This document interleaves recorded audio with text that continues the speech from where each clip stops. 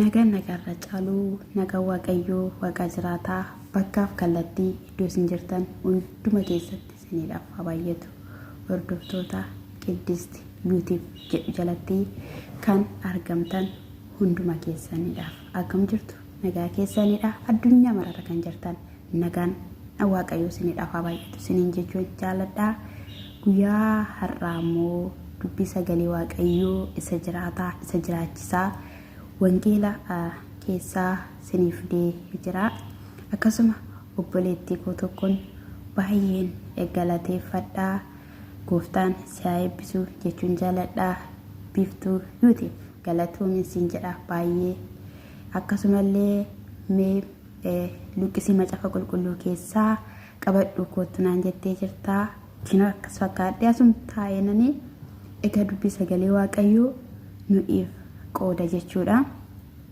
innis macaafa roomaa boqonnaa 13 lakkoofsa 8 irraa kaaseen amma gooftaan kun gargaaree nuufan dubbisa jechuudha mata dureen luqqisichaa akkas jedha waan waliif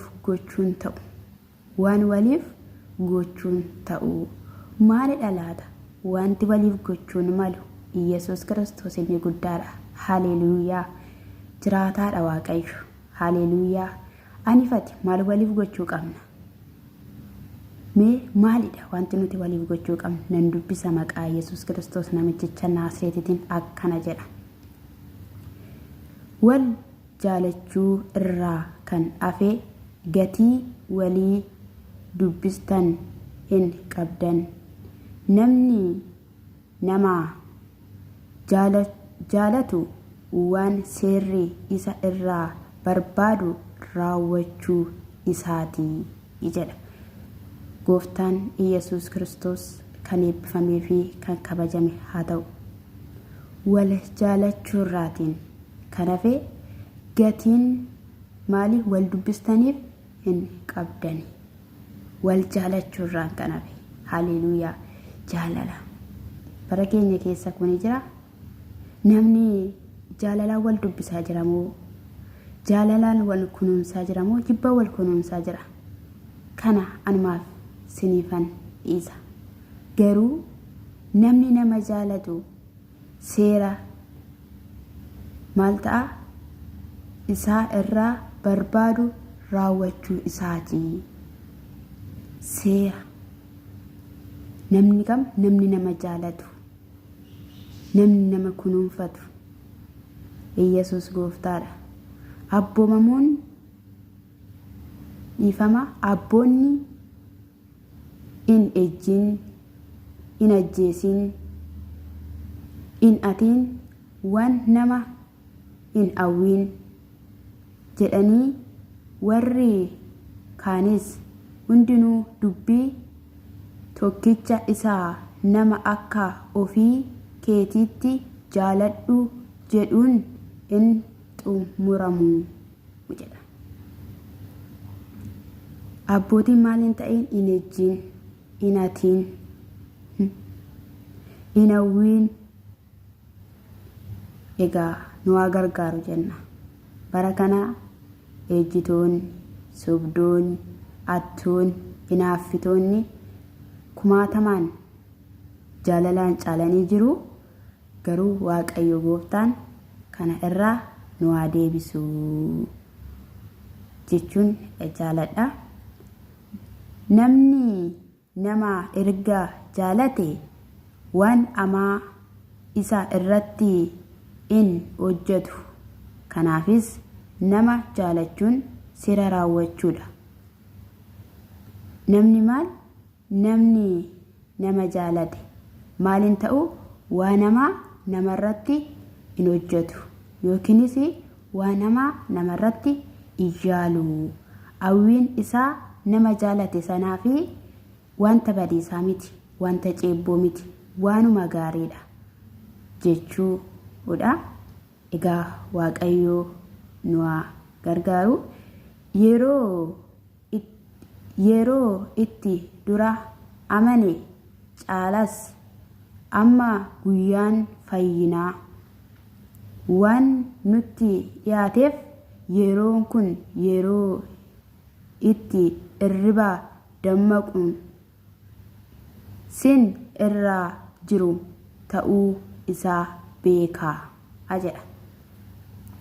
Yeroo duraa yeroo amanne caalaa amma maalidha guyyaan fayyinaa waan dhiyaateef maal ta'a irribaa dammaquun sinirra jiruu ta'uu isaa beekaa. Irribaa dammaqaa jechuun bakka raftee jirtu wayin dammoo irriba halkanii irraa dammaqi jechuu isaa miti. Garuu kadhatatti amantii keetti cimuun maal ta'e dammaqi jechuudha. Yesuus inni jiraataadha. Haleluuyaa. Yeroon fayyinaa dhiyaateera. Dammaqi jedha Waaqayyo. Dammaqi. Yeroon dhufaatii Yesuus Kiristoos dhiyaateera. Dammaquun nuuf haa ta'u. Walirratti ka'uu osoo hin taane dammaqni wal dammaqsuun nuyiidhaaf haa ta'u siniin jechuun jaaladha. Halkanichi sokkee guyyichi dhiyaateera. Kanaafis kottaa hojii dukkanaa keessaa hojjetamu of irraa fuunee gannee mi'a lolaa isa ifaa keessaa itti hojjetan hin hidhannaa. Haleluuyaa. Yesuus Kiristoos inni jiraataadha. Maqaan Waaqayyoo keenyaa kan eebbifamee fi kan kabajame haa ta'u. Dukkanicha maal taanee Yesuus inni jiraataadha. Haleluuyaa. Ofirraa gannee halkanichi maal goone halkanichi sokkee guyyichi dhiyaateera. Haleluuyaa. Kanaafiyyuu meeshaa lolaa keenya hidhannee hin kaanaa. Meeshaan lolaa maalidha? Wangeela. Meeshaan lolaa maalidha? Sagalee Waaqayyooti. Meeshaan lolaa maalidha? Kadhata. Meeshaan lolaa maalidha? Faarfannaadha.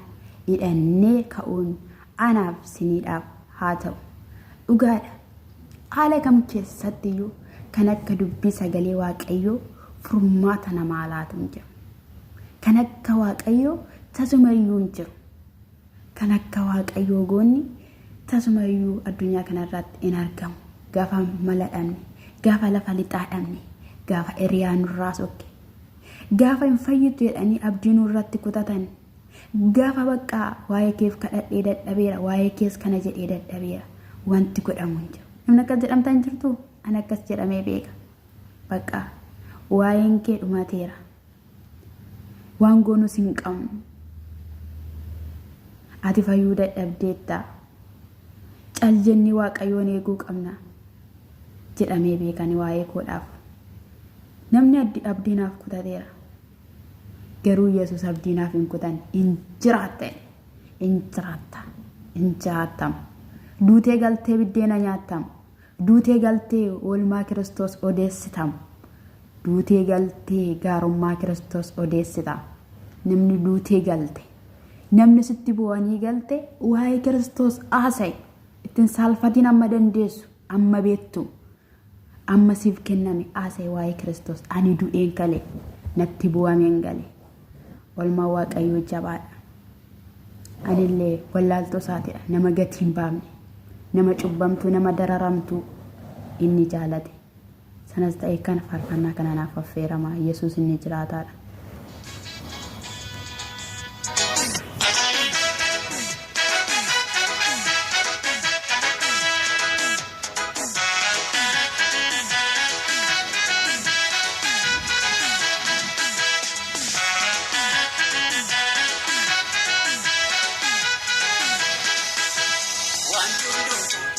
Akka fedhake afaan ta'u malee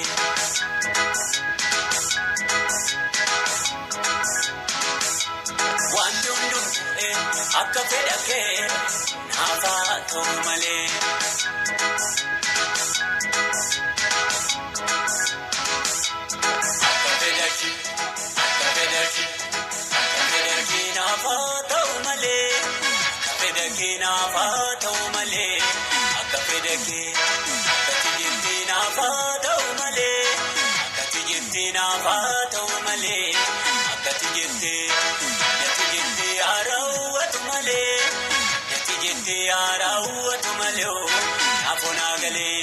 Akafedakina fado male, akafedakina fado male, akafedake innati jettina fado male, innati jettina fado male, afuna gale.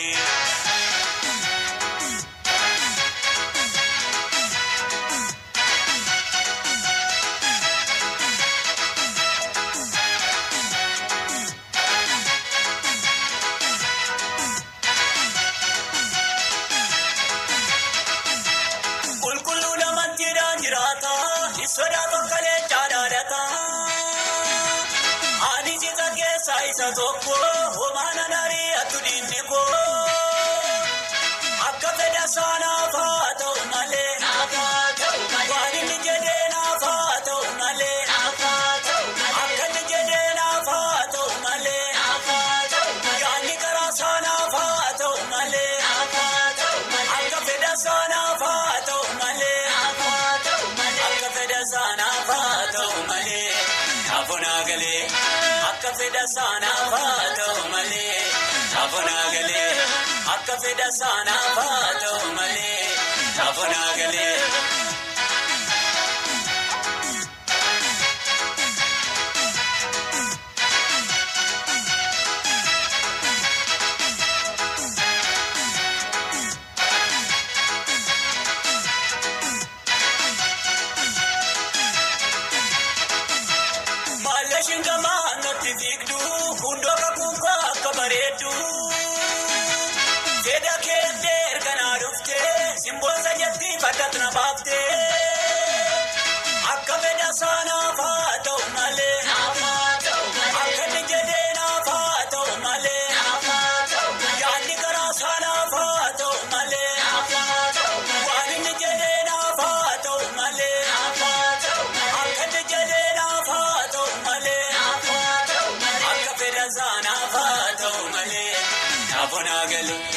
akafeda sana fato male afuna gale wani nijede na fato male afuna gale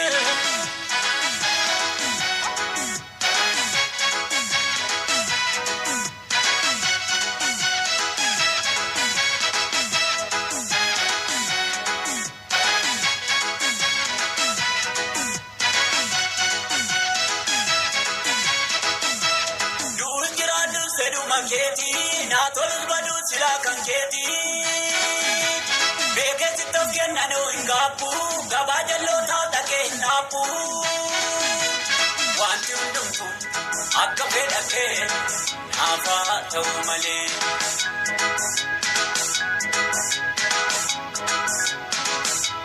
wanti undumpu akafeda ke nafa to male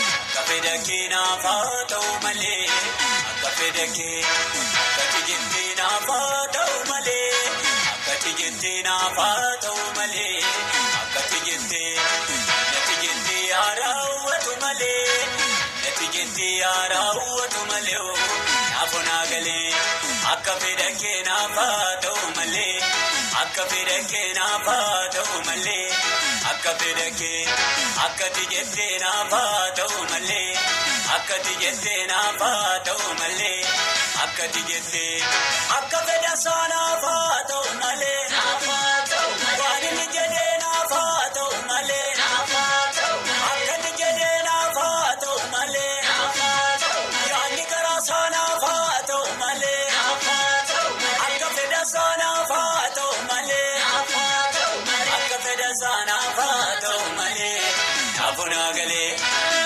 fedha sana fato male afona gale akka fedha sana fato male afona gale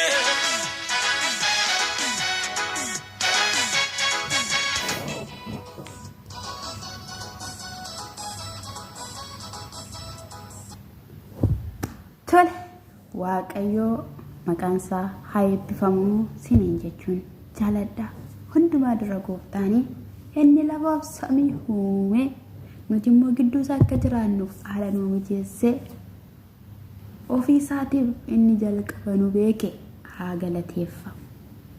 galateeffamu calleema jedhaati gooftaa keessaniin galateeffadha amantii qabdanitti namni amantii qabu keessatti waaqa qaba waan ta'eef amantii qabdanii waaqa keessaniin galateeffadha siniin jechuun jaaladha inni jedhe qofti immoo nu irratti haa raawwatu eeyyee yeroo tokko nuti waan akkasii wantoonni nu taawwinu baay'een jira garuu akka nu taawwinu miti inni waaqayyo nuuf hawwinu irratti haa ta'u Yesuus Kiristoos inni guddaadha lafa gatamne lafatti dagatamne lammii kan hin dhabneef Kiristoos duwwaatu lammiidha kanaafiyyuu gooftaan koo sinaa eebbisuu guddaan sin jaaladhaa guddaan sin kabajaa lammiiwwan koo kallattii mararratti argamtan eebbifamaa shaalanii